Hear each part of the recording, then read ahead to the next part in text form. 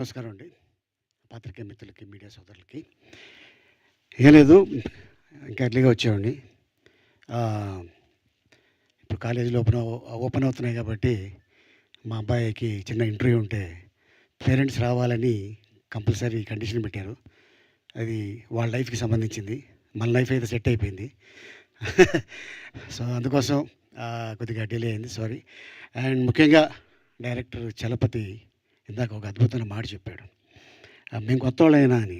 మరి అలా అనుకుంటే సీతాకోకచిలుక సినిమా తీస్తున్న టైంలో భారతీరాజా గారు చాలా పెద్ద డైరెక్టర్. అప్పుడు నేను కొత్తోడిని. నాలో టాలెంట్ ఉంది కాబట్టి ఒక కొత్తోడికి అవకాశం ఇవ్వాలని నన్ను పిలిచి నాకు ఆ వేషం ఇచ్చారు. ఆ సినిమా తర్వాత నాకు అవార్డు రావడం, ఆ తర్వాత నేను చైల్డ్ ఆర్టిస్ట్గా 150 నుంచి 170 ఫిలిమ్స్ చేసిన తర్వాత అటు ఇటు కాని వయసులో ఏం చేయాలి, ఇండస్ట్రీలో ఉండాలా, వెళ్ళిపోవాలా అనుకున్న టైంలో రామానాయుడు గారు ప్రేమ ఖైదీ అనే సినిమాలో, అది పెద్ద ప్రొడ్యూసరు, పెద్ద బ్యానరు, కొత్త డైరెక్టర్కి అంటే ఈవి సత్యనారాయణ గారికి అవకాశం ఇచ్చి, అలాగే హరీష్ హీరోగా, మాలాశ్రీ హీరోయిన్గా, అప్పుడు ఎవరు తెలియదు ఆంధ్రప్రదేశ్లో. మేబీ హరీష్ చైల్డ్ ఆర్టిస్ట్గా తెలుసు, నేను చైల్డ్ ఆర్టిస్ట్గా తెలుసు, మాలాశ్రీ అప్పుడే కొత్త హీరోయిన్ అమ్మాయి కర్ణాటక నుంచి వచ్చి, తర్వాత ఈవి సత్యనారాయణ గారు కొత్తోళ్ళు. మరి అనుకుంటే ఆ కొత్తోళ్ళకి అవకాశం ఇవ్వకూడదు. మరి ఆ సినిమా ఆయన బ్యానర్లో చిన్న సినిమా, పెద్ద హిట్. సో ఈ రోజున చలపతి మేబీ కొత్త అవ్వచ్చు, 2-3 హిట్లు ఇస్తే is become a top director. And అలాగే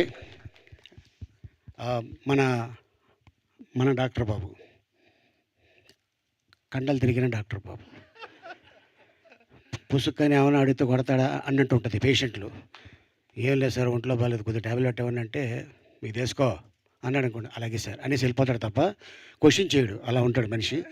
అండ్ తర్వాత తను షూటింగ్లో చూశాను నేను, మంచి టైమింగు.